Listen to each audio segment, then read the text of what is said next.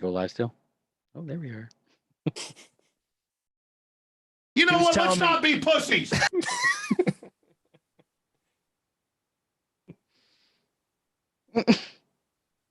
What happened?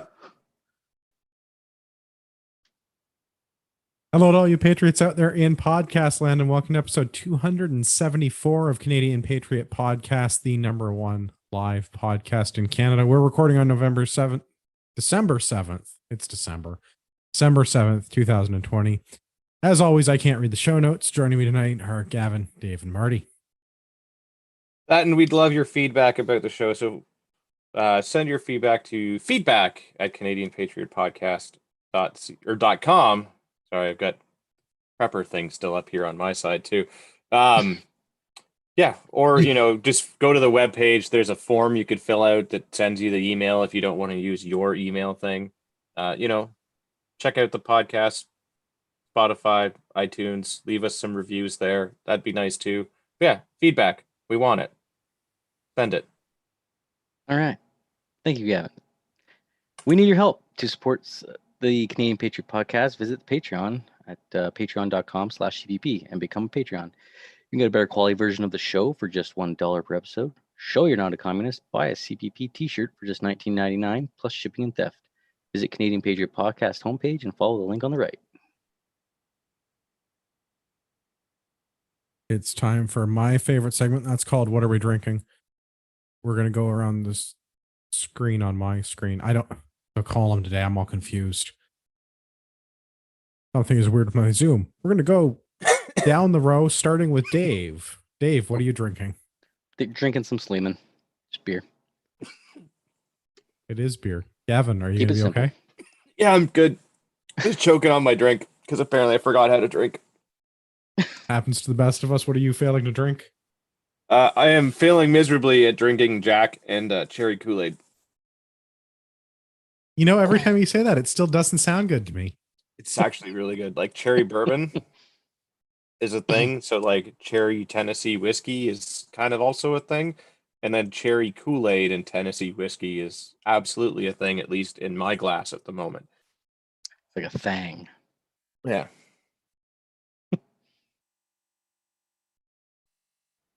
Weird. Okay. Marty, what are you drinking? Oh, Marty's gone. I was going to say, I think we lost our fourth. So much for that internet. Pigeons fell flat on their Don't face. say Marty is drinking gin and soda.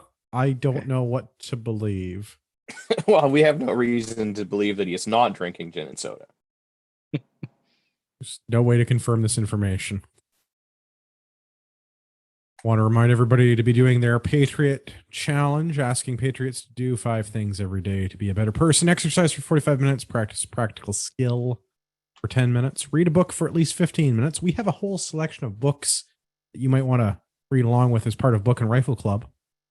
Drink at least 2 liters of water because it's good for you. And complete 1 task every day that will improve your life. If you're still on social media and haven't been kicked off like us, you can get the template from our website and share it with your friends. We won't be able to see it, and you can't tag us in it. But it's there. Send us a screenshot to feedback@patriotpodcast.com. I'd like you to mail me a self-addressed stamped envelope. Maybe you could fax me a picture. Trying to figure out what other sort of archaic technology we can use to have people share their... Send us a Polaroid. Yeah, could mail us a Polaroid. Or the whole roll. We'll get them developed. You remember when people used to do slideshows and like you'd have like business presentations and they'd have to send it all out to do slides and stuff with the giant carousel? Clunk, clunk. Yeah. Good times. I don't remember working in industry when that was a thing. Yeah, no, I only remember that in school. I definitely remember learning to teach classes on acetate, like on overhead projectors, but I did not learn how to like make the little slides to put in a mechanical projector. We still have a really cool overhead projector at work that's got like a roll. So you can just put like a massive long thing of like that clear shit and just like there's a little wheel that you crank and it like. Yeah, I definitely remember learning how to like make the acetates and do the transfers and stuff. I don't I didn't learn how to do like the carousel projectors or anything. Fun times. Yeah, the pinnacle of technology in like 2000. Yeah. We want to welcome our new $1 a month our new $1 an episode Patreon, Patrick. Thanks for your dollar. Thanks for listening. Also, we have email from Greg. Greg emailed us about drugs. And as we know, I will read anything on the show if you email it in. Gonna try to get this point across without taking too much of your time. Yesterday, right after work, my coworker left his place with weed and rolled through a city police check stop. The officer smelled weed and administered a field sobriety test. He issued my friend a 72-hour license suspension and impounded the vehicle. This is a very impactful outcome as it carries a host of conditions, i.e. impaired driving course, demerit points, increased license costs, and more.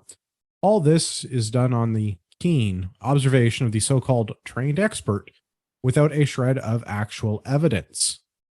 At the check stop, the police told him to protest. At the check stop, the police told him to protest would take a blood test, but the results would take 60 days and his license would be held in forfeiture until then. After a bunch of phone calls today, he was told by the sergeant, going with sergeant for that word. Yeah.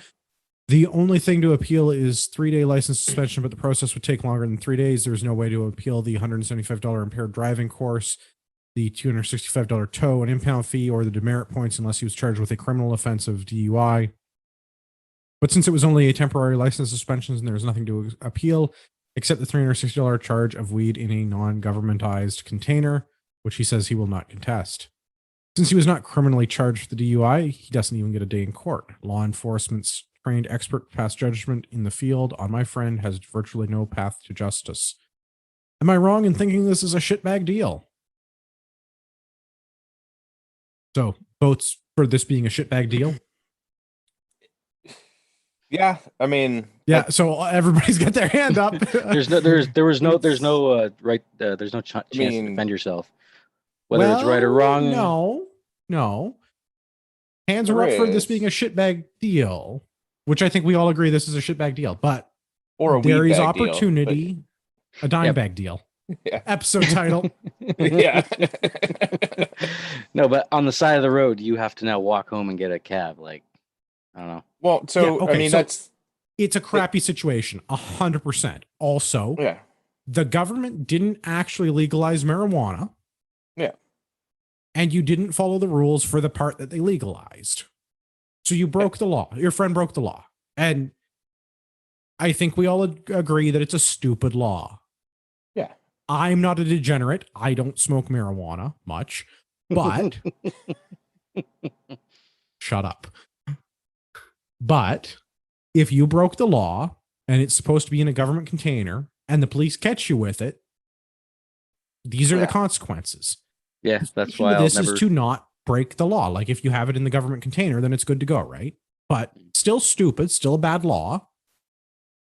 Yeah. I mean, I guess, the equivalent to this would be like, especially if the person wasn't impaired, would be to somebody that's got an open alcohol beverage in the vehicle within reach of the driver and happen to spill some of it on the ground so that the car smells like alcohol and they're getting a 12-hour or whatever it is suspension like you do for when you're, close to the limit, but not over the limit.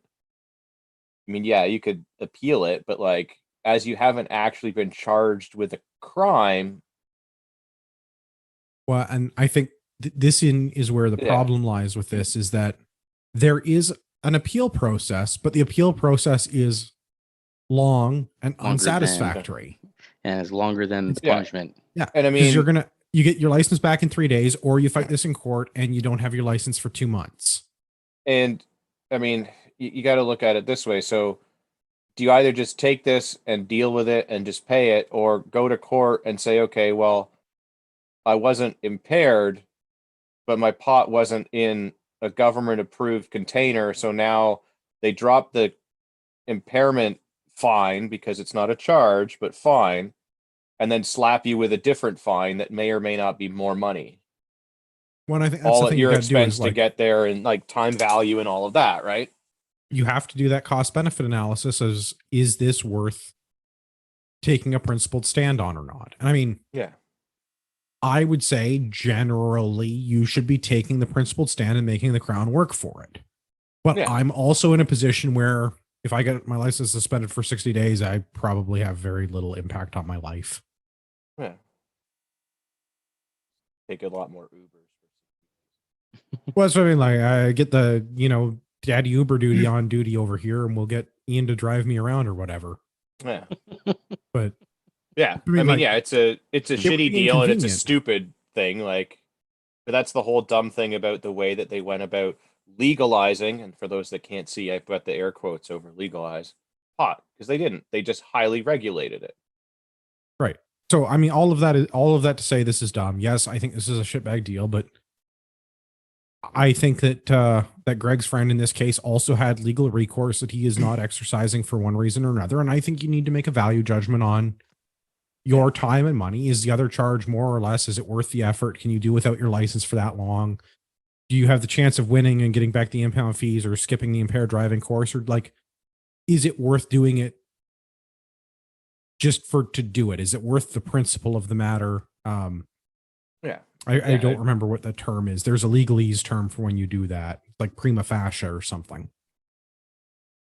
Careful throwing around that fascist term, Andrew. Fascia, not fascist. Different mustache. But yeah, I mean, I typically of the principled stand myself for the most part, unless it like seriously inconveniences me, or it's just like thing that you got to make the call on, like, at what point is the inconvenience worth it? And I mean, like, for this, it's not. Yeah, like I paid $400 to fight a 48 over because I didn't want those demerit points, and it was worth it because they scrapped it. So yeah. But if there's no demerit points, it's not a thing that does this. It's just like you can't drive for 3 days. Yeah. And you got to pay some money. You're going to have to pay some money one way or the other way. So you may as well just pay the money and have the shorter revocation of your license than the potentially longer one. And then maybe end up paying more money in this instance. Right now, the way this stands is this is like $800 in stuff that is a 3-day inconvenience and $800. Yeah. Be a lot more if you get a lawyer involved, it'll be twice that usually. Yeah, I don't know if this is even a thing that you would need a lawyer to go to. I guess it depends on how competent you are at navigating the legal system. I feel like traffic court and marijuana court are a thing that you could probably do as a well-read person on your own. Yeah, but marijuana traffic court might be a little bit more convoluted. That would be, marijuana traffic court would definitely be expensive. Not to be confused with Ing. Traffic Ing. Oh, yeah, that would be bad. All right, let's do some gun. Right. Is this woodshop class? Yeah. Put your weed in it, man. Let's do some gun news. This is an iPolitics. Alberta gun dealer drops challenge, launch court action for $70 million for himself. And wants to get paid. I like Richard Timmons. That's Timmons, man that makes guns, not Simmons, man in sequin outfit. I like Richard Timmons a whole lot more than I did a minute ago. Richard is the owner of the Alberta Tactical Rifle Supply, also Magnum Machine in Calgary. Badass company. He's taking, great rifles, all that good stuff. Canadian made, probably the best like complete rifles that are made in Canada. I mean, especially in the semi-automatic variety. Semi-automatic firearms in Canada tend to be lacking. And the what was non-restricted variant. Yeah, super cool firearms, Canadian made, good stuff. He's taking the government to court for $70 million. Now, he was involved in another suit before this as a charter challenge for the Ordering Council, and he's decided to get them on something new, which I enjoy. Ed Burlew, prominent firearms lawyer from Toronto, has been retained for this. The breakdown is fantastic. The breakdown is $20 million for loss of goodwill amongst businesses and clients, $5 million for his inventory, $20 million for malfeasance of a public officer, which is a fantastic charge. Misfeasance.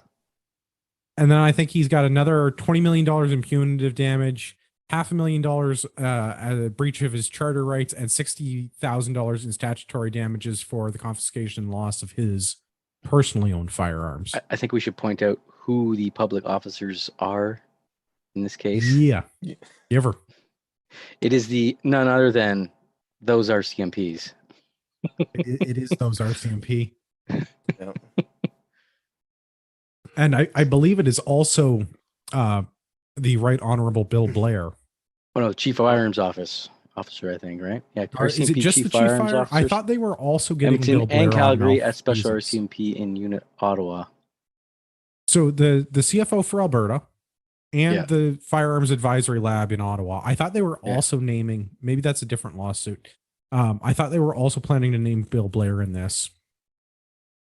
That But would the be malfeasance excellent, but Malfeasance of a public officer that is a great charge. I thoroughly enjoy that. And this is because the RCMP was directed to change the classification of the modern sporter, modern hunter, and modern varmint rifles from non-restricted to prohibited outside of the scope of the May 1st Ordering Council.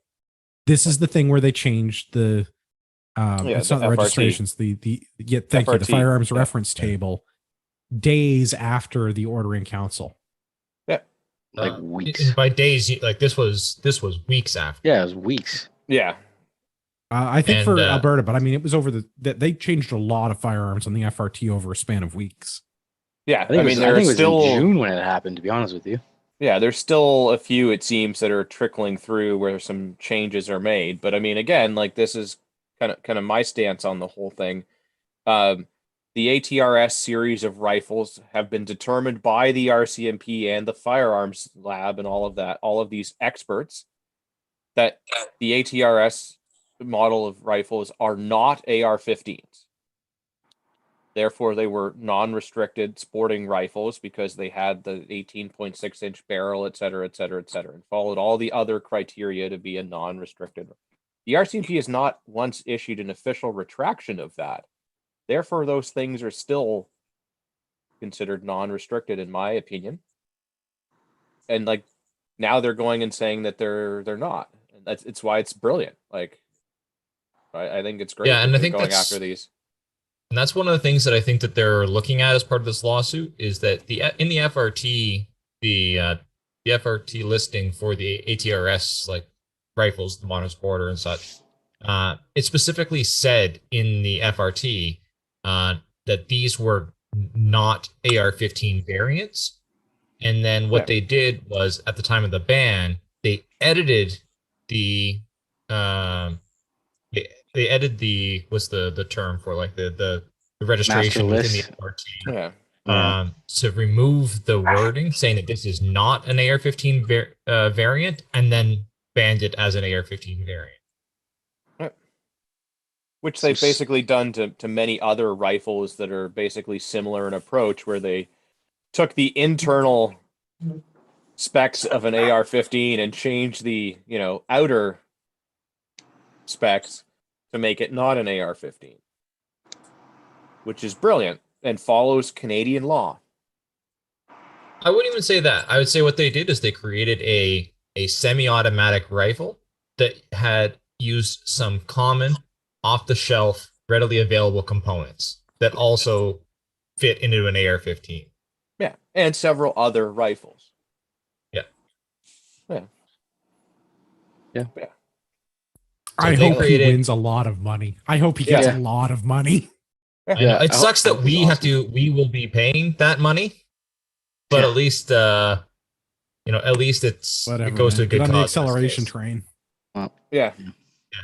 Hopefully least- he uses that money to build up more tooling and improve their Output. capacity. Yeah. They make a fine rifle. They don't make them fast, but they make them good. Yeah, and when I was out in Alberta, I had the privilege of meeting some of the guys and shooting some of their Prohib collection. Sweet.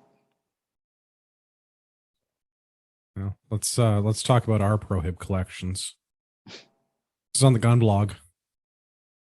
Bill Blair says mass gun confiscations won't be run by police. Ministry question and answer. This is a little bit old. This is from the 27th of November, so it's a little over a week. There's more information that's come to light. We're going to talk about that too. During the Standing Committee on Public Safety and National Security, our friend MP Motts was asking some pointed questions of the minister, and he refused to answer them, which Motts called him on. Yeah, typical Blair and Trudeau fashion. Yeah. But the short version is Blair says that the RCMP will not be the agency that's responsible for confiscating the firearms.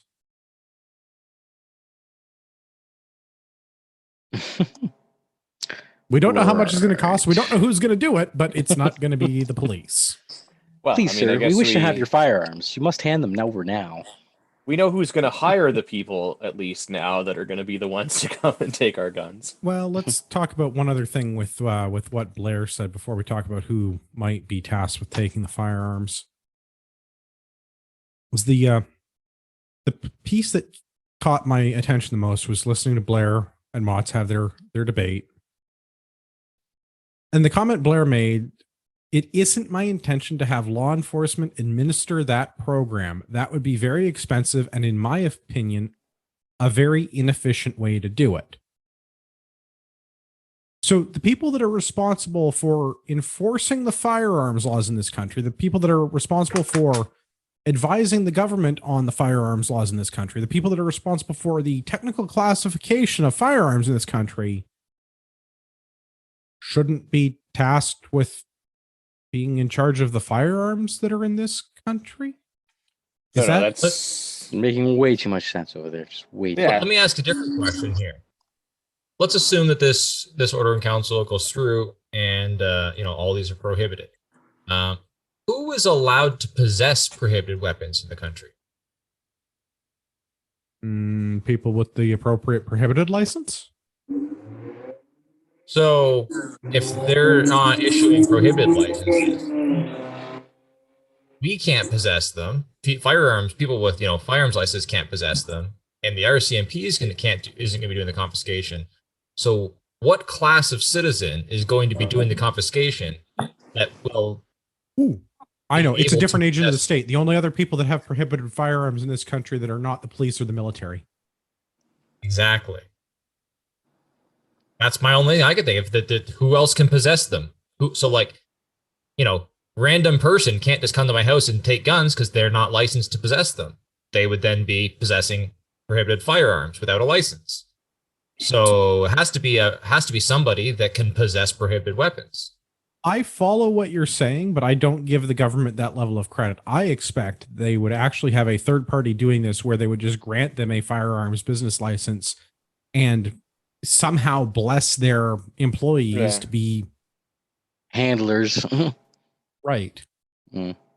Not unlike a retailer that has a prohibited license. Like a will executor or something. Yeah. I mean, maybe I hope that company that bids, I hope they just start giving out a shill jobs. Like you can work for us for no money and no hours. And now you have a license for prohibited. And you can keep them. We have 2.2 million employees. and you can acquire more. Yeah, absolutely. And oddly enough, all of them had pals previously. It was the damnedest thing. Although we had to do our vetting. Yeah. I guess, the plus side of not having the RCMP do it, it means that all of the guns will get turned in and none of them will get lost. Because if they did it, that they would be losing guns left, right, and center. You'd find them on hoods of cars and everything. It'd be awesome. It'd be like freaking Christmas. So today we had new information come out today, right, Gavin? You found someone has won the bid. Yeah, I guess. I don't know. Can you win if you're the only one that submits? Because that's what it looks like. Two greatest words in the English language: default. Yeah. Apparently, they're just like a hiring agency, though. Like it's not even. They're not even anything. Like I don't Yeah, know. so it looks like Makes no there were sense. on the second go around. It looks like there were 3 companies that were, I guess, invited to bid on this. One of them actually did, and it's like a human resources company out of Ottawa. You Yeah, win. I've got their name here. Established in 1989, Altus Recruitment is a recognized leader in the delivery, recruitment, and staffing services in Canada. We are a platinum club members of Canada's Best Managed Company Awards program, a result of our commitment to positive growth, strong ethics, and community engagement.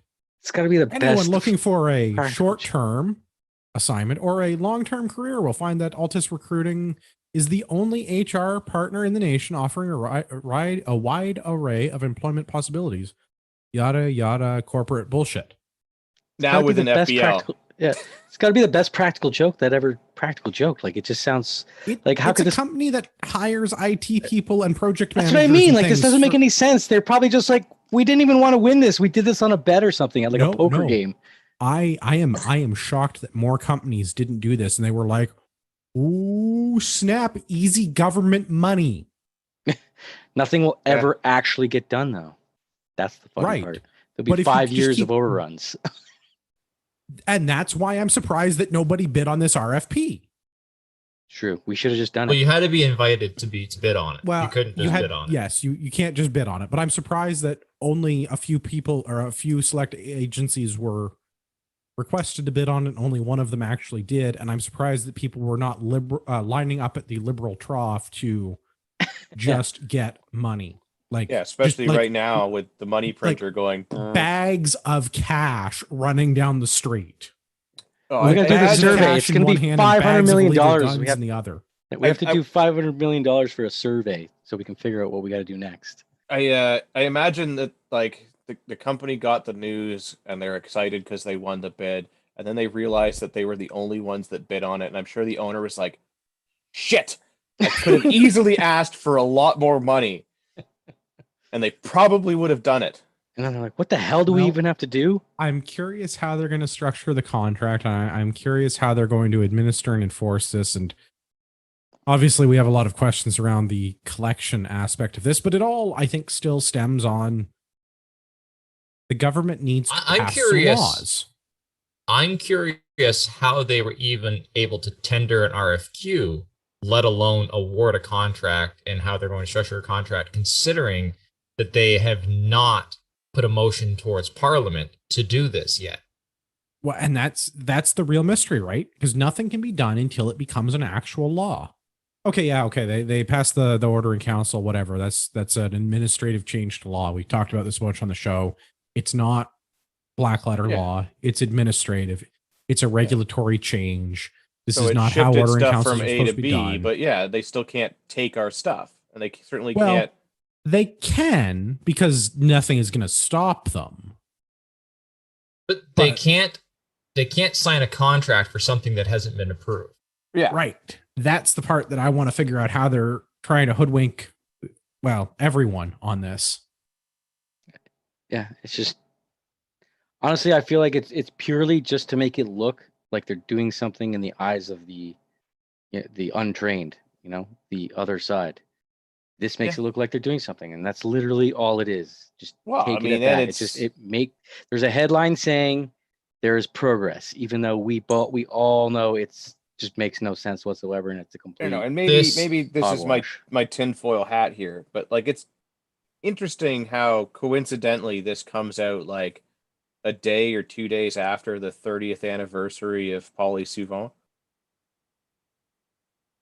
That they finally like name the people that are gonna get the evil guns off the street.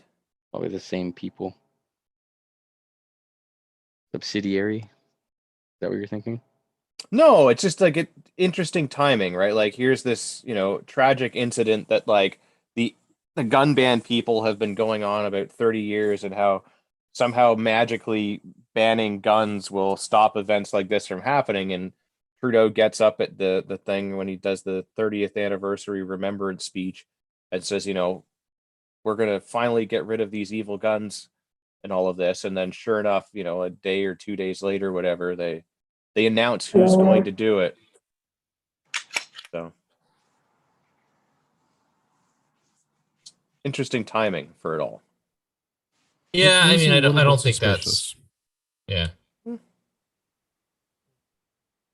don't think it's something to be super worried about, but I do think it's going to end up being some good sound bites. Exactly, because that's all that they care about, right? Exactly. You my say I don't this. know. I'll even go a tighter tinfoil hat and say that this is a goal of Great Reset type UN agenda bullshit. Is Absolutely. disarmament of all populations, and so I don't even think that this is just them going, well, we're gonna cater to this 1-2% of our liberal base. I think that this is more pushing a more global agenda. No, I don't disagree with that. That's like most of what Trudeau has done as prime minister is not being catering to his base. It has been catering to the global stage, and I think that this is more of that. Yeah. Makes it look like he's doing something in the eyes of the UN. Hey, I named somebody that's going to take care of it now. Really gunning for Pat some me on the sort of back. seat at the UN that they keep denying him. But maybe that's their stringing him along. Like, keep doing these things and destroying your country, and we'll give you a seat. And they keep dangling that carrot and keep moving it back, watching him destroy our country slowly. Sounds about right. Yeah. Well, the thing is, if he's dumb enough to keep doing it, wouldn't you? Yeah. Yeah. I mean, yeah. This is true. Like, they're sitting around, like, drinking their whiskey, being like, wait, I bet you I can make him do this. Yeah. Yeah. Bet you I can make him buy a giant duck. Yeah. Yeah, we're gonna deny him that temporary seat on the Security Council thing, right? Oh yeah. Don't worry about that. Yeah, but let's see. We don't want him there. Yeah. Like, Yeah. I already promised it to Bob. Yeah. Yeah. Oh, do you honestly think that they want him hanging around at their social parties? Well, no, because he'll show up in awkward as fuck. blackface because he misread the invite again. Yeah, bring a bunch of 16-year-olds. Yeah. Well, they might be into that, given the track record of some of the people at the UN. Fair.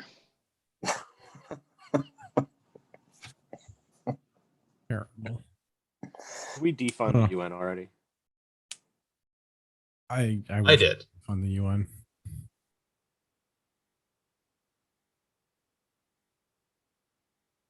All right, more gun stuff. This is Alberta. This is on the CCFR website, firearmsrate.ca. Yeah, I didn't understand this when I read this, so I'm glad we're going over it. This one is complex, and people keep telling me they want to be on the show to talk about it, but nobody wants to actually show up to me and talk about it. So instead, you get to deal with my nonsense. Section 74, nullification decision, Alberta, new decision. So, criminal defense lawyer in Alberta took a case to the Alberta court in Alberta versus Stark. The judge put out a ruling, as near as I can understand it. Runkle, Ian Runkle of the Bailey on YouTube, does like an hour-long video on this. Yeah. If you can stay awake through the entire thing. I'll say this: I'm generally not I can't sit through any of his videos. I said this one was an exception. I was able to go through this one. I think he does a really good job of breaking down the court decision on this one. And this video is like 50-something minute video of going through this decision. I think honestly every firearms owner in Canada should sit through it, because it's very important right now. I don't disagree that it's very important. I don't know that the CCFR or Ian are doing a great job of explaining to your average firearms owner what this actually means. There's a lot of legalese. No, I thought he did a really good job, because he broke down the judge's opinion point by point and explained kind of the impacts of them. I thought that his 50-minute video was really good at kind of explaining this. What's the TLDR though? Guess that's my criticism is the average gun owner is not going to sit through a 15-minute video. The TLDR, I mean, the overall thing is that basically the Alberta judge is going to hear a section like they agree to hear a section 74 hearing about the reclassification. Basically, the judge says that yes, that letter that was sent to you, he deems it to be a revocation letter. Revocation. Yeah, revocation letter. Although it did not follow the format of the revocation letter, he deems that it was a revocation letter by nature, and therefore you have the right to a Section 74 appeal. But there's a lot of small nuances within that are worth listening to. So some of the things, I mean, just off the top of my head, the fact that they didn't include in the letter a revocation letter is supposed to have a notice of how to file a Section 74 appeal, and he kind of explains the reasoning behind that. The fact that they didn't do that, it actually opens up some other things. So, right, like as part of a revocation letter, you basically have 30 days to file a Section 74 appeal.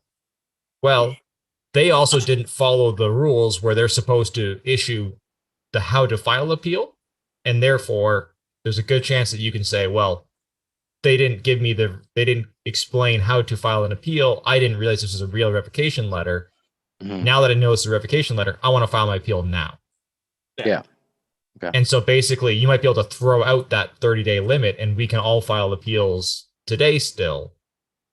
Like there's a lot of impacts of small decisions along the way that's worth going through. But the overall, TLDR is that it will be heard as a Section 74 appeal. Yeah, because basically the registrar's office is allowed to issue a registration certificate, transfer one, or revoke one. Nullification is not a thing that they can do. Correct.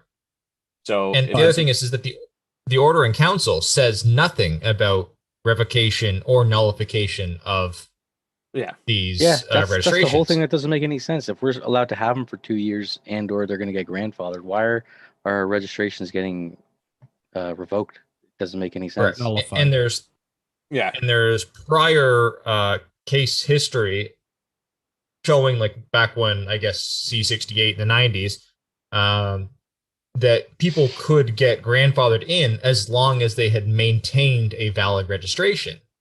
Well, if they've nullified our registrations, we have not maintained a valid registration and then would be ineligible for grandfathering, which is listed in the order in council that grandfathering is a thing. And so they might, by accepting a nullification, you could be giving up your right to a grandfather. Okay. Yeah.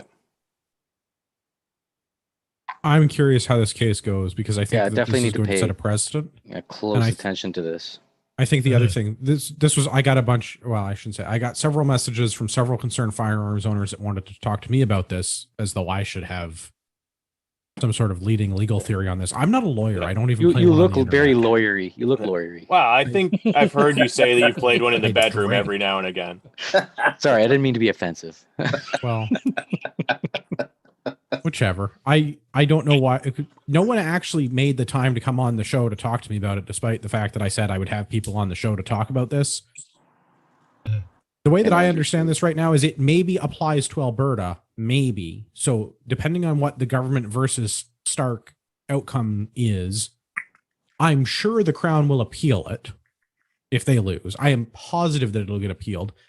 And then it will go to the Supreme Court. And then we have to sit and wait for a few years for that to cycle. The good news is there's probably no time limit on this for as long as we have our firearms. Yeah, and I think what it does too is that it opens up an avenue of appeal in the provinces where the courts have said that Section 74 not entertaining anything. Is that you can point to the Alberta case law and say, look at the decision made by this judge. And then use that as a method of appeal. Didn't you try, Gavin? And they said I've filed one. I haven't heard anything. I have filed one. I haven't heard anything back. Basically, I gotta follow up on it and see. So I would say based on this, I think everybody should, even today, file still. I mean, That it would hit that, and that's where that paper would help. Like, I don't know how to do that. Do I got to talk to a lawyer? I'll give you the form, Dave. It's super easy in Ontario. It's like Okay. a 1-page form. Okay. In every province, it's a 1-page form. It's super not easy. difficult You just anywhere. File Okay. it with your local courthouse. You got to I mean, go there in person, or well, that's the whole Corona thing is what makes it difficult. So I mean, I submitted mine by email like they've asked it, and I just haven't heard anything back, and I just have been busy and kind of let it slip my mind. So I got to follow up with that this week to see where that is. But I know a few people that have filed it. All right. Well, let me know. I got Fridays off, and with nothing to fucking do. So Yeah, it's super easy to fill out. okay. Yeah, and I'd say if you actually watch the 50 minutes, you can steal a lot of the kind of case laws that are being presented by the judge as to his decision. You can kind of steal a lot of the work that judge has done and use that for your own your own Defense. complaint. Yeah. It's not stealing, it's recycling. We're green now. No, but I mean like that. I mean that's what law is, right? Law is stealing prior Precedent. decisions and prior cases. Redistribution. I'm being facetious. The joke.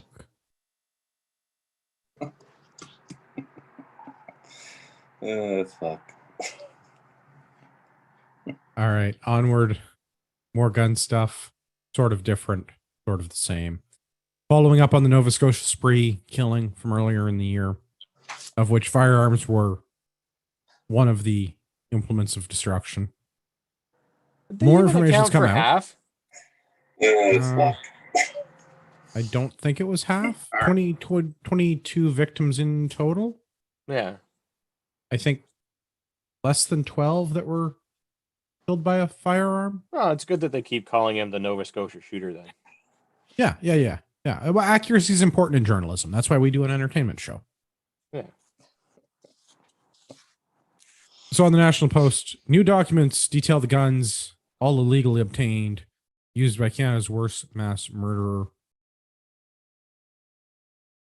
Go down the list because this has been a question that we've asked many times.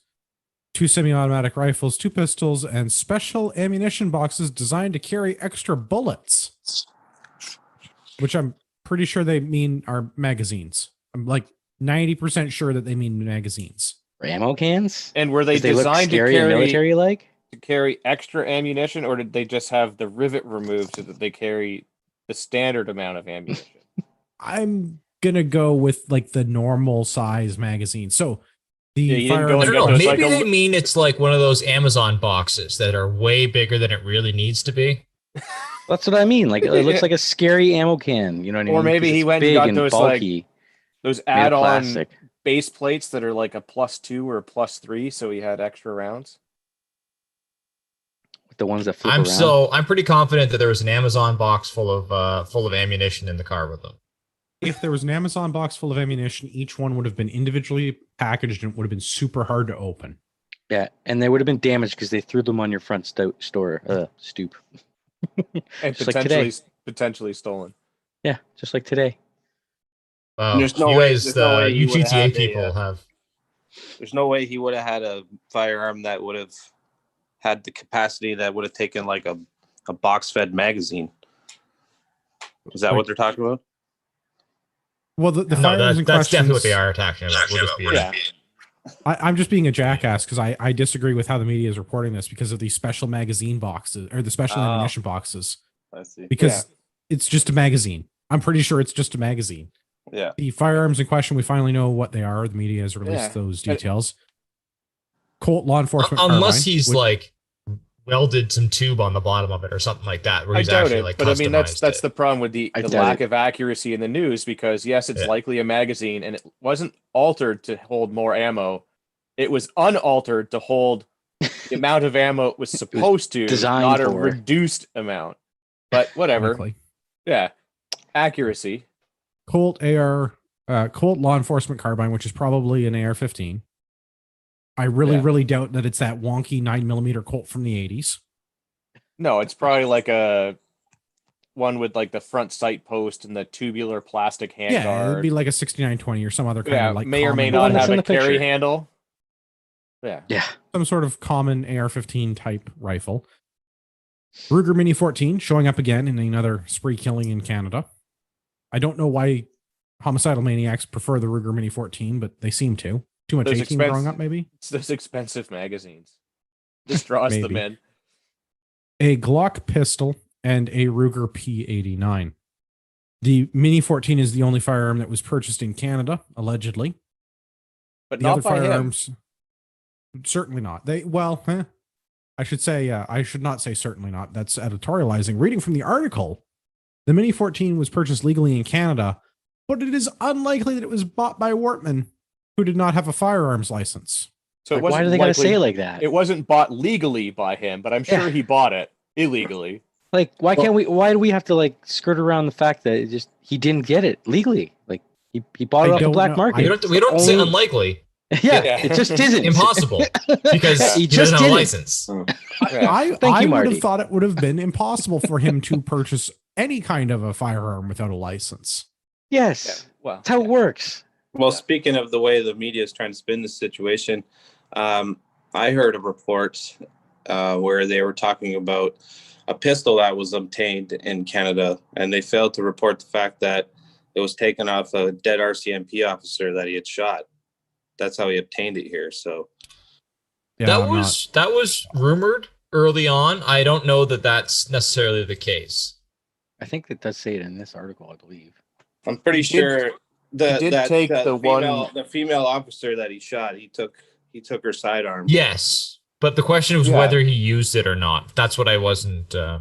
Yeah, this- well, I'm not sure if he used it or not either. But what I was trying to say is the media was trying to spin it like, oh, he did get this gun in Canada, but they didn't say that he got it off of a police officer after. Yeah, no, you have to Yeah, definitely in infer it. altercation. They don't spell it out. I don't think. The thing that's interesting about this whole thing is that like this article came out like maybe a week ago. I don't even know if it was that long ago. Oh yeah, it was So- 2 weeks ago now. The 20th Okay, of so- November. 20th, So yeah. the end of November, and when did this thing happen again? Like The 20th of April. so Yeah. from April to November, it take that long to tell us what guns were used. The interesting thing is that an AR apparently was used. With the order in council thing, why did they not splash that all over everything to make it look like well, finally an AR has been used and we knew these things were evil and we've got a ban and then again like a Mini 14, that's 2 now in Canada that it's been used in. You think they would have splashed those 2 things all over the headlines, but for some strange reason they haven't. I find that really weird. I think it was Well- because of the way the RCMP mishandled the situation. I don't really think. I mean, Yeah, I but don't they even. could have I don't even know the full facts, but I could tell. I They could don't tell want to be just from drawing seeing- attention to it. They they made some absolutely major did, mistakes. but like they made some that bad would have mistakes. they would have had something to cover that up with if they said AR-15 used in a mass shooting in Canada, worst one ever. And then the OIC comes out and they would have been able to hammer it with that, and they would have likely picked up a lot of support from people that are idiots. Well, the thing is, Yeah, too, but is they for don't that even whole know. thing. They never even went over the fact did he even shoot it? He might not have even fired a single shot, and they don't. That Once doesn't that info matter. gets out, I mean, like a few days after this thing happened, there was the Yeah. cops kid that had the Duria or whatever shotgun. Like you knew what that was within hours. Yeah. It's just weird that it's Kevin's taken right. them this It long. didn't matter if he shot it or not. They could just say that, the fact that he had an Used in. AR-15. yeah, Yeah, I mean, in the To have been committing of used a in the crime. commission. Well, and I think There's so much suspicious about this whole thing about just so much. There's clearly information that we do not have and we are not getting. Well, that's 100%. my point, Mark. That's the point I was trying to make is that there's stuff they don't want us to know, so they can't like. They don't want to draw leak huge inf- attention to it. Well, they can't let information out quickly and then be like, well, we found out that, but we don't know what's going on over here. Well, They yeah, have but to this act like they is- don't. They're like, oh, this thing is so complicated, we don't know yet. They're just Yeah, gonna but try and draw it out as long as this possible. is like I don't they know if told that's us the about them case. lighting up the fire hall. but then like they don't tell you what gun was used, which is like an irrelevant piece of information, really, because does it make a difference? No, it doesn't. But the fact that an AR was used and a Mini But for the 14 purposes plays of into their grandstanding, it plays into the Liberal playbook like perfectly for them to be able to make this move and use this, especially in the way that they did it. But then it took them until like late November to even mention what it is. Like it's bizarre. well, I'm going to go with that. We shouldn't attribute things to incompetence or things to malice that could just be incompetence, which I think is the case in this point, because Brian Lilly brings up in a related article in the Sun. Memo shows Trudeau knew Nova Scotia gunmen used smuggled guns, and that is allegedly between the. I think this took place on the 18th, the 20th of April, something like that, and then the Order in Council came out. 24th of April. Is it the 20? So 6 days later, the Order in Council comes out. I don't think the Order in Council came out as a response to this No spree way they killing. drafted up that fast. No, I think it was already ready to go, and they just happened to have this, and I think they dropped the ball. I think that the PMO, the Prime Minister's office, got a note from the RCMP saying, like, hey, these guns, this is where they came from. They ran the serial numbers. They contacted the manufacturers. They traced them back because they know which store in California one came from, which stores in Maine the other two come from. Mm-hmm. So, like, the RCMP ran all that down. Apparently, a bunch of this information is in a memo they gave to the Prime Minister's office. The Prime Minister's That was office the 24th, by the way, not the Order in Council. The Order in Council Trudeau was was May 1st. breached on the 24th. 6 more days. Okay, yeah. So it happens. A couple days later, he gets briefed. A week later, the Order in Council comes out. Yeah. Like that's. Yeah. The Order in Council was ready to go before that, man. 100%.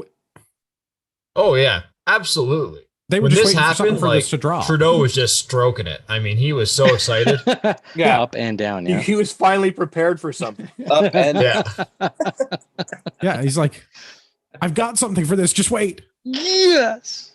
He was all giddy and couldn't wait. Yeah. Hold the pin. Well, I think that's all this is I think they just dropped the ball. I don't think they were paying close enough attention. I think they had a play in the playbook that they were ready to run, and they ran it, and they didn't update it. They didn't apply what was going on. They didn't give the contextual information that they could have. I feel like it's par for the course for this regime. Well, that's what I mean. It like they were just like, okay, we got one. That's it. Do it. Send it. And it's crazy considering, like, I agree with you. 100%. This was something that's like planned. They had ready to go, and yet when you see like how shittily done it was, how ill thought out it was in terms of like the impacts and all the holes. It's like taking it was a out government project. shotguns. It's like it's crazy the fact that like you see that how little they understand firearms, that they had no idea what they were going to be banning by doing this. Yep. No, they had no idea. And it's not like they don't have people in the government at the firearms lab that couldn't have explained this if they would have asked. Well, I think exactly. They know everything. Andy. That's it. I think it's that anybody that has an understanding of how these things work isn't on their side. And so they're left with dummies. They're left with dummies. They're left with only people that don't understand firearms would go along with this. I was thinking, like, was it because things were humming along pretty good there for a while before these guys got in? Everybody was able to acquire ARs, and there was no restrictions or issues other than the already ones that we had, right? I mean, I couldn't own a machine gun, but yeah, or full-size but then as soon as they got in power, FAL orders of council passed, like, do you think maybe there was actual visits to the RCMP from a representative from the party saying, like, these are the guns we want you guys to start pushing bans on, and we need to start seeing immediate action now, or we're going to start? No, I mean, the RCMP commissioner is a close personal friend of the Prime Minister's family, and the people that are running the firearms lab have been put there for political purposes because they're appointees, not promotions internally inside the agency. This is not men in smoky back rooms rubbing their hands vigorously. You don't need to give these people marching instructions because they already know the shot. Yes. Yeah, these, I would say, the list of like the Mini 14, the Air-15 stuff, that's been rumored as a list coming out of the RCMP for a period of time. There's a list of firearms that the RCMP wanted to have banned for civilians. And Okay, so basically that's sorry, kind of what we saw. maybe not somebody, a representative, but like Andrew said, a hand-picked person that is speaking They're all directly. handpicked people. The commissioner of the Bill RCMP, Blair. the head of the This was firearms done lab, by Bill Blair. They're all handpicked political appointees. Yeah. And they don't need to be told you don't have to email them and be like, okay, guys, we're gonna ban the guns now. You don't need to know. They already know that that's the shot. Forgive me for being ignorant. This was Bill. I would guarantee that this was Bill Blair was tasked with having this ready to go. This was Bill Blair's. This is the reason he was put in that position. He was the one to have this all drafted up, and they relied on him to understand what he was doing, which was an idiot. Yeah, he's an idiot. but I mean, you look at like the old commissioner of the Murray, the guy that was running the firearms program, the guy that dropped this steaming pile of turds, retired almost instantly after. Yeah. So the person that did it, so like, I'm sure it was all timed, because if it goes well, then no problem. If it goes poorly, then they go, oh, well, the guy that dropped this turd on our doorstep is gone now. So what can we do? Sorry. Right? Vote for us. Okay, but sorry. What I was going to say was, forgive me for not really realizing or understanding this, but when Stephen Harper was in power, we didn't really have these issues. Were the same people working in the RCMP, or after Trudeau got in power, did he kind of clean house in that aspect and put in his handpicked people? Changed the head of the RCMP. The Okay, firearms lab was still Murray. That's one person. Yeah. So all those people that kind of were there and were like, well, this is kind of ridiculous because we've implemented these rules. Canadians follow them. They're not really the Canadian firearms owners follow them. These issues still happen because if you remember the VZ58, the Swiss Arms, that was during the Harper government where the RCMP firearms lab switched classifications from non-restricted and restricted to prohibited. And that's why C42, I think C42, I have to fact check me on those numbers. I think it was C42 that came out saying that, the firearms lab could not change classifications that had to be done by politicians, essentially. The RCMP couldn't make law, essentially. But, I mean, the problem is also assuming that the conservative government is on our side, which they're not, because they could have easily have done something more back then when they had a majority, but they didn't. And in the way that they did it, I'm answering Brian's question. Yes, I think that's part of the firearms lab at the RCMP was still assholes even under conservatives. Yeah. But the conservative government kind of slapped their hand when they tried to overreach. At least a little bit, but they didn't even do it like properly. It was kind of like a little oh, you rascal, like a little light slap on the hand, because like with the light slap on the hand, and they gave up things that they gave up, like the right to challenge the POW. They gave, we gave up things in order to get through the little light slap on the hands. Mm-hmm. And then when the Liberals came in, they immediately appealed the slap on the hand, but left the things that we gave up in to get that, because those were good ideas. Yeah. But I mean, that's the thing, like with the 858s, like they didn't reverse it completely. They just added a specific exemption for the models that were in Canada already. So all the other versions were prohibited, except for those. So that's what happened when Wolverine tried to have those ones with the wood furniture on them, and they couldn't do it because they're like, nope. Oh yeah, the Molon Labe edition. Yeah, ones. You change the furniture on it, which makes it a different firearm, and that is not you're specifically exempt from prohibition by name. So therefore, they are prohibited. So I mean, they try to put that through as a separate FRT, which would then automatically prohibit it. Yeah. But if you wanted to install the wood furniture yourself, totally okay and allowed. Just you can't buy it like that because, that's a different gun. Yeah. But if you laser engrave the stock, it becomes a prohib. Yeah. But only if you buy it from the factory like that. Yeah, at the factory if they laser. RCMP. Yeah. Yeah. One can only hope. We just defund the RCMP, the UN, and all politicians.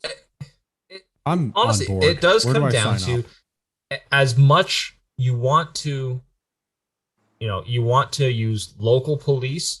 They're always going to be a better situation than than a provincial, than a federal police. Like, it's the more local you can get. Same thing with your local politicians should have a lot more power as to how money is spent in your community than the federals, because you have a lot more control around your local politicians, your local police, like that type of stuff. So the more we sort of abstract and go to provincial government, to federal government, to eventual world government, the worse off it is for us. Agreed. So violently overthrow the government? Yes, Andrew. And that's why you're my expert witness. Thanks, buddy. Also, this is an entertainment show. I'm not actually advocating violent political change yet. Not until you're in shape. Yeah, stay tuned for our OnlyFans where that's not publicly aired. Yeah. For legal reasons, this is a joke. It's a podcast, right? We're just entertaining. That's right. It's an entertainment show.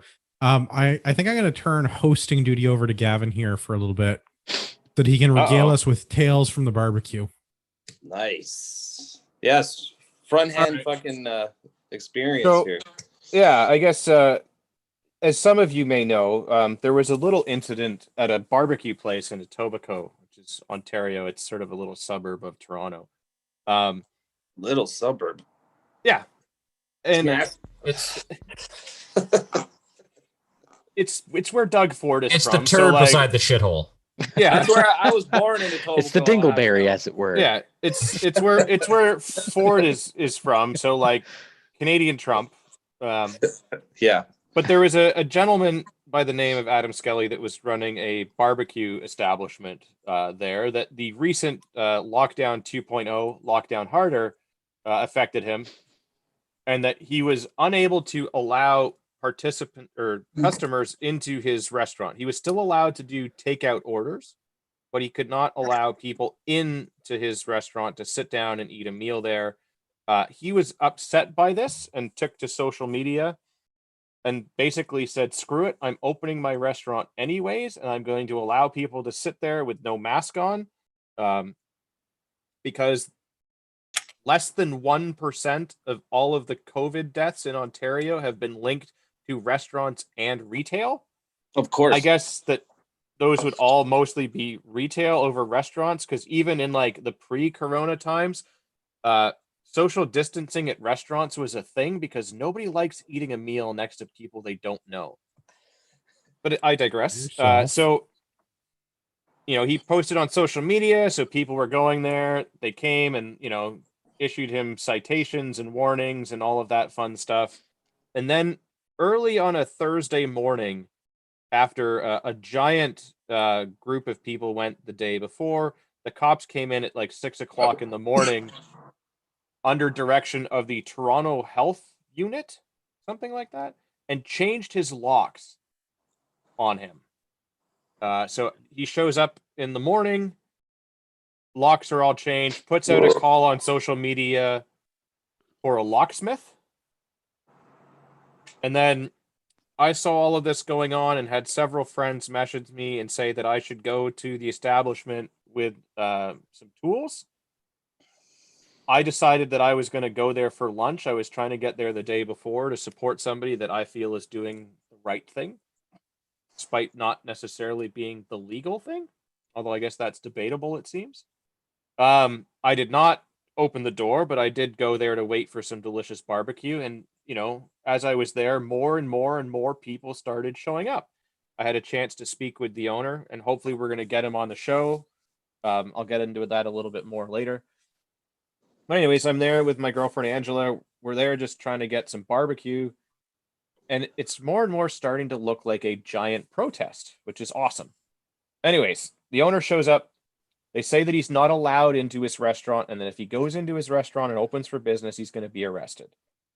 However, the unit that they're in, or the building that they're in, has two units, a front one with the restaurant and a back one, which is like a shop that I think he makes barbecues out of. But I guess the cops didn't know that he also owned and or rented the back unit. So the papers they have don't prohibit him from going into the back unit. So he uses his keys and goes into the back unit. And over the course of a little while, without the cops knowing really what's going on, we'll keep going in and out of the back unit, bringing in bags and boxes of stuff. So what they were doing without the cops knowing is they were cooking food in the back unit and cutting a hole in the wall between the two units. So once that was all done and the food was ready, the owner, Adam, went into the back unit, went through the hole in the wall, and proceeded to kick the door open from the inside of the restaurant, which was right behind, like the cops are standing right in front of the door to the restaurant. So it gets kicked out behind them. And then hundreds of people rush the door to go in and get barbecue. About a minute or two later, 10 mounted police come charging into the crowd that has old people and children in it to sort of like disperse the crowd. Didn't show that on the news.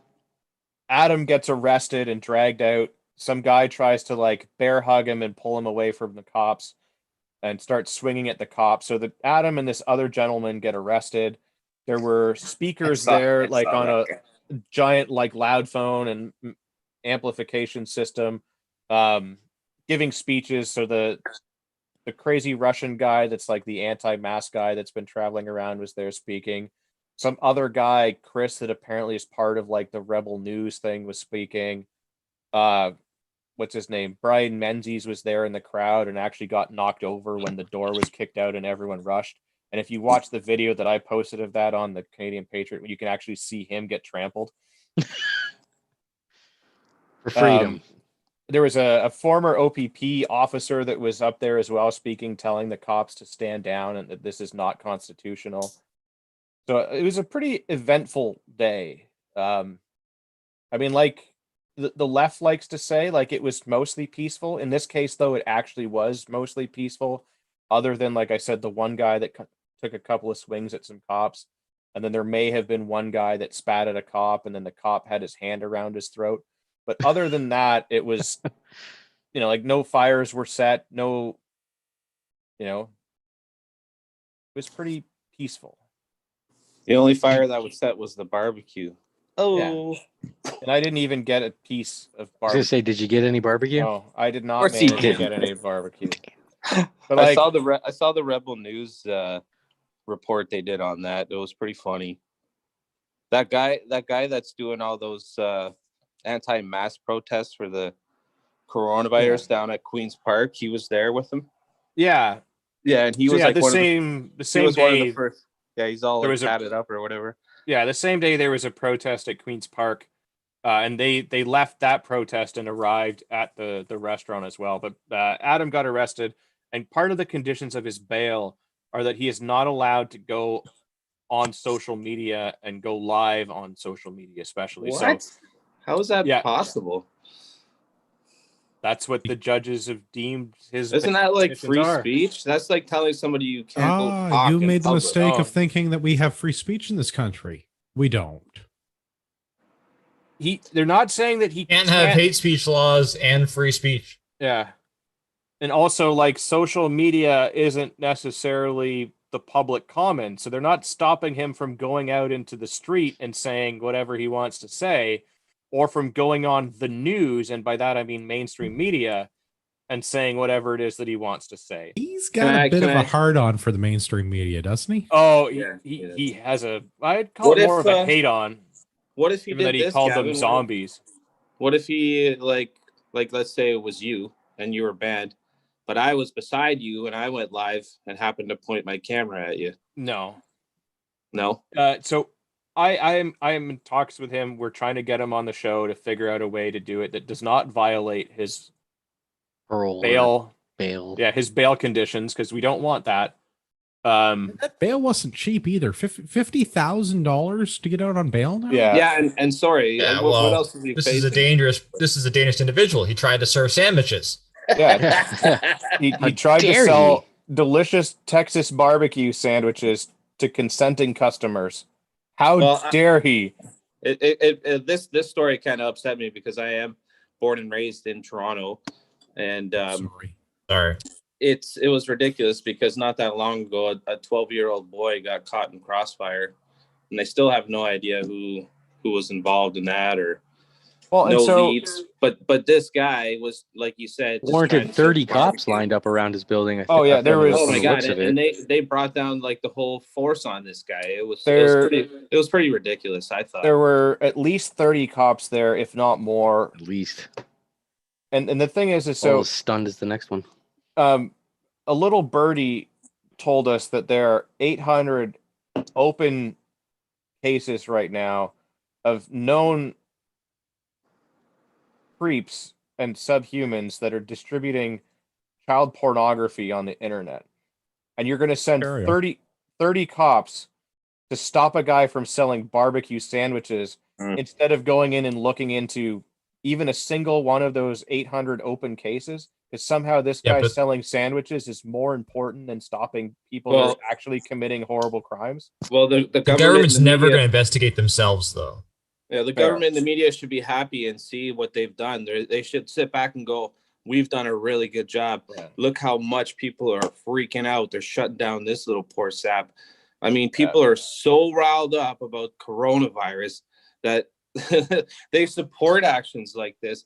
I personally talked to people at work on my lunch break about this guy, and I was the minority. I was the only guy on my crew that was like in support of this. They're all like, are you serious, Brian? You support this guy? I'm like, fucking right I do. Like, what's wrong with you guys? Just wanted to grill. Yeah. In all seriousness, Gavin, you talk about the difference between it's so dangerous. You talk about the difference between pedophiles and this, and why this gets a reaction when pedophiles don't get the attention. And there is a very distinct difference between the two, and that is who the victim is. So somebody like this, like this barbecue guy, basically pointing out, that we should not be taking this anymore. We should be standing up for our freedoms. We're standing up for our rights, and that. What that's doing is they are terrified that is going to incentivize more people to stand up and ignore what the government does. So this guy is a threat to their power. I understand that. They consider that extremely dangerous. A pedophile that's harming other people's children and stuff like that. Yeah, that's not a threat to their power. No, and that sure they might even be sympathetic for those kids.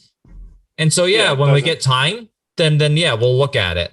But in the meantime, do everything they can to protect their own power. Yeah, it's just and grow their power. There's actual criminals out there doing all kinds of horrible things, especially in Toronto, where like the number of shootings is increased this year, despite the gun ban. And here they I know, it's fucking weird. And here they are sending that many resources to stop a guy from selling sandwiches and for people from like peacefully protesting. And it's not just that they were there for like that one moment. The next several days, they also had multiple police officers there because the location, which was somehow seized by Toronto Public Health because of all of this, which is also kind of weird. We're there to stop people from using that site as like a rallying point for further anti-mask protests. And that's part of the other problem with this whole thing is that like they had some guy apparently show up at the protest that was some sort of white nationalist and like self-identified white nationalist. Yeah, we heard you when you said you were there.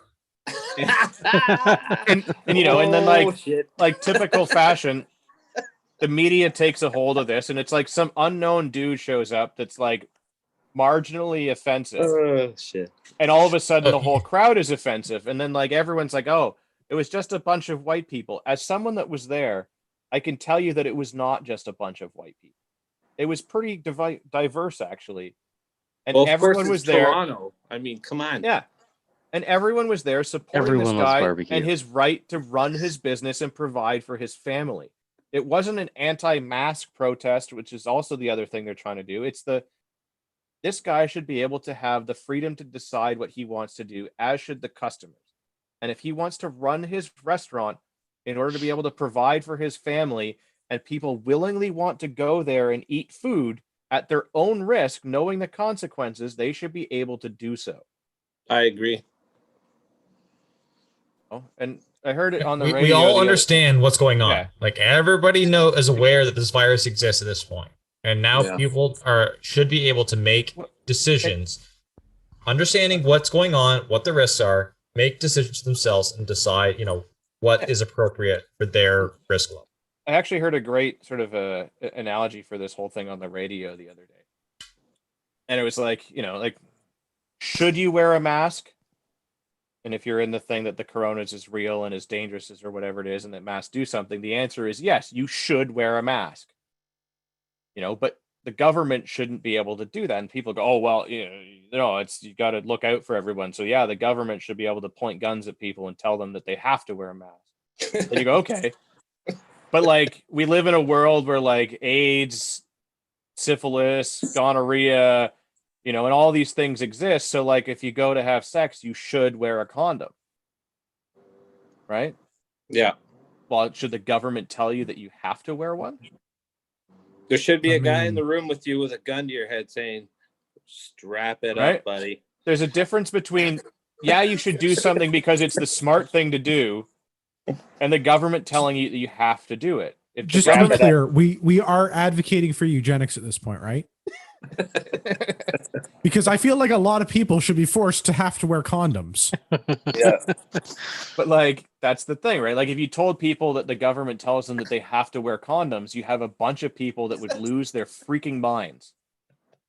But tell them that they have to wear a mask, and they're doing it. It's because they got him scared, Gavin. They got him. Oh, they're super scared. I think I would much rather the numbers get the coronas today. than the AIDS, though, right? Like, nah, those are whatever. We got drugs for those, bro. Yeah, but you can't catch AIDS at the grocery store. It's not like somebody could just come up and beside you and just put their dick on your leg and be like, "You got AIDS." Well, studies show that that's not how the corona gets passed either, because less than 1% of deaths have been tracked back to retail and restaurants. I think you just have to wear jeans. I think it's all about. But just to go back to the barbecue thing for a sec, there, Gavin. The one thing I did think about was, actually, I'll put this in a question to you guys. Do you think that there was a crime committed and people got away with it because of the resources that were wasted on that day? Absolutely. That's not even a question. Yeah, the cops broke and entered and got away with it. Absolutely. Besides that, I would say no. And I'd say no because I doubt that those cops would have solved a crime that day. Or prevented one is what I'm saying, at least. Or prevented a crime that day. Probably been pretty easy to commit one. At the very most, somebody didn't get a parking ticket or a speeding ticket that would have. Well, it's like Die Hard 3. You could have robbed a bank that day. They were all there. Yeah. To rob Fort Knox. Yeah. As it were. Yeah, it was like when the Swedish guy or whatever, he comes over and he makes the distraction. Yeah. Make the guy do 3 a Christmas movie? I don't think so. Not a Christmas movie. I mean, you got to watch the trilogy and then the 4th one for dessert. Yeah. Yes. Is that the one with the Asian lady that can kick ass? Maybe. I don't know. There's the sun and stuff, and yes, some sort of rogue army. It's fun. And the hackers and all that stuff. There's explosions. Just watch it. And Bruce Willis and guns. And guns. That's what I said. But yeah, there was also like a GoFundMe that they raised like $200,000 or something ridiculous for this guy's like. Oh, he got out of bail and he bought his lawyer like same day. Yeah. What kind of charges is he looking at? Is he looking at jail time or is it just fines? Yeah, but I mean, just to run his restaurant during the coronas, he's looking at years of jail time. And how much time? What is the Crown seeking? Probably like 2 years, but it'll be like pleaded down to like probation, I'm assuming. Yeah. He doesn't look like a repeat offender to me. and I'm sure he probably got like a bunch of pro bono, like a bunch of guys were like, Oh yeah, Just- well, like I said, he's got. Well, there is a He needed GoFundMe. 50 to get Yeah. 50 G's together. He's got 100 G's for a lawyer team, so that's a pretty good start, anyways. No. Yeah. So I mean, let's plug that. There is a GoFundMe if you want to support this guy's actions and support, help cover some of his legal expenses. There is a GoFundMe available for this guy. Yep. So He's got 2 other donate. locations that are still doing takeout, because that was part of the other conditions of his bail, is that like the other locations have to obey the rules. Just And I stay believe open. he's not allowed at them. He is not Something like that. allowed within 200 feet of any of his establishments. That's weird. Andrew, can you can you relate a little bit?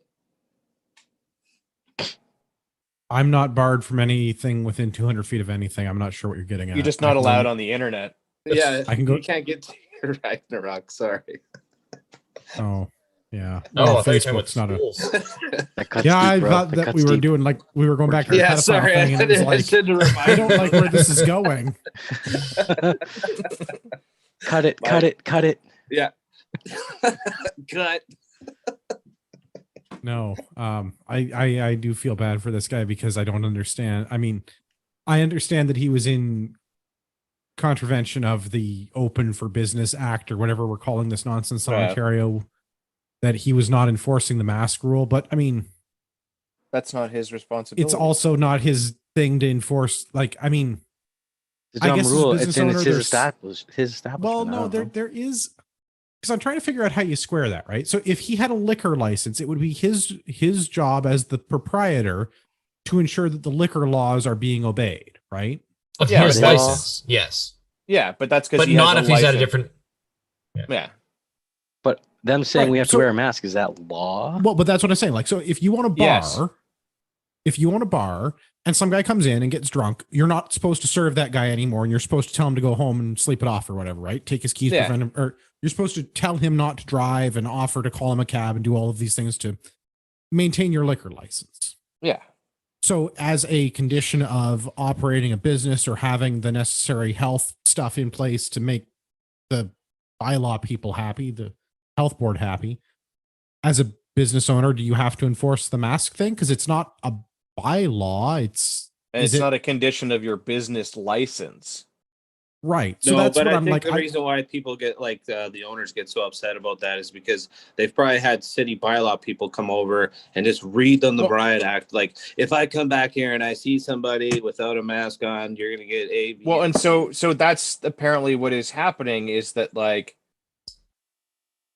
businesses are now being told that they need to enforce this amongst their employees or risk fines, and it would be the employee that's found not doing it gets this, and then the employer or the establishment gets X number of greater fine. because there was some firearm supplier stores that I used to go to, and they were like, "Yeah, fuck, don't worry about it. Don't worry about the mask." But you go there now, and they're like, they've tightened down. So Yeah, they, so they are even actually even the hardcores are like, "Oh, I guess we should wear a so mask." they are actually apparently sending bylaw officers in certain jurisdictions into private businesses and are enforcing the mask bylaw, including giving businesses fines. They already came to our place and told us they were spying on us, trying to make it look like someone was trying to buy a truck from us, even though you're not allowed to just walk in off the street to go to. You have to make a sales appointment, and there was a bylaw officer trying to trick us into basically incriminating ourselves. Isn't that was- great? Like, this is what our tax dollars are doing Yep. now. I Coming mean, after I'm average. viscerally average disgusted by the citizens. behavior of government Yeah. agents at this point. Yeah. Yeah. I'm like No, viscerally it's disgusted. ridiculous. Absolutely. It's ridiculous. Hey, they're coming into Like if you walked into our we're- building, like we got all the screens up, we got the plexiglass. Like why are you trying to fuck us? Like we're keeping the toilet paper on your goddamn shelves.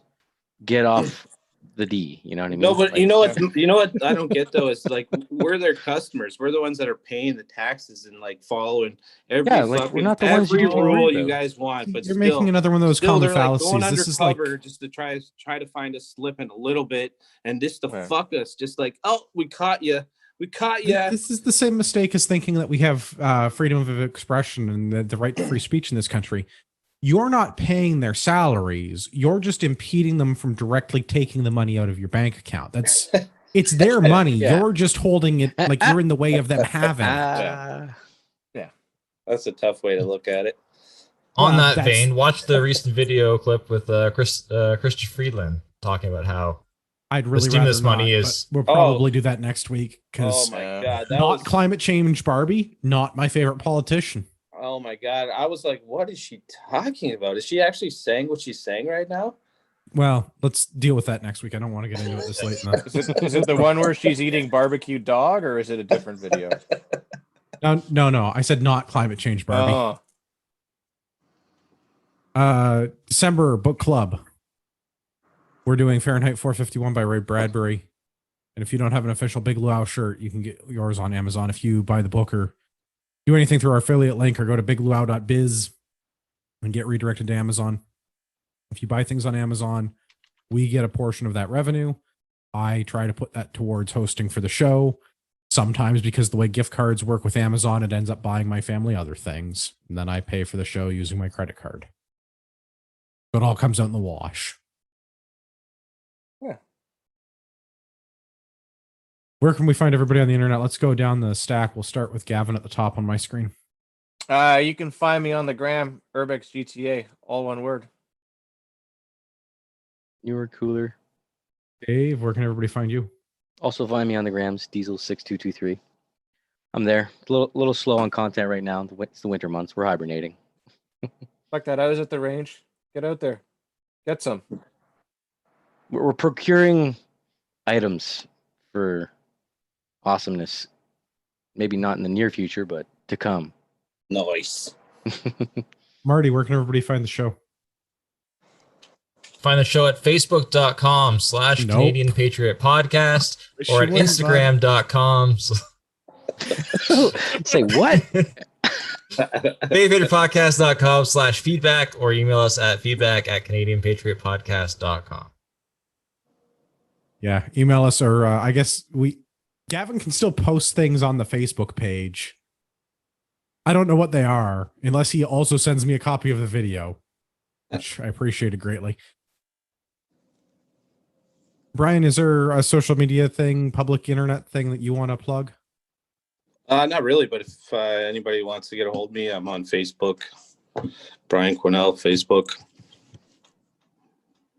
All right. You can find me at Ragnarok Tactical. If you've listened this long, you deserve a discount code. Go to ragnaroktactical.ca. Use the discount code Patriot at checkout. Save yourself some money. I have to apologize to Rod Giltaka. Rod said that he does not like barbecue. So we excluded Rod from this evening's panel. For all you patriots out there in podcast land, I'd like to remind you that you are the true North. Strong and free.